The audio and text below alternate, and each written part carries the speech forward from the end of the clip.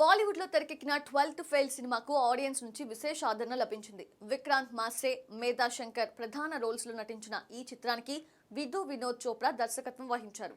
అయితే 12th fail తో director Vidhu Vinod Chopra వార్తల్లో నిలిస్తే అతని కుమారుడు అగ్నిదేవ్ చోప్రా కూడా తాజాగా వార్తల్లోకి ఎక్కాడు.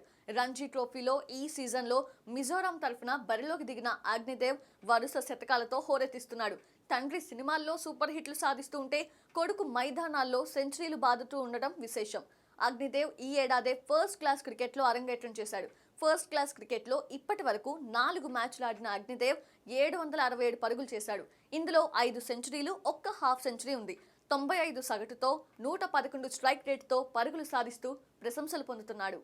సిక్కింతో జరిగిన తొలి మ్యాచ్లో 166, 92 పరుగులు చేశాడు. రెండో ఇన్నింగ్స్లో త్రుటిలో శతకాన్ని చేజార్చుకున్నాడు.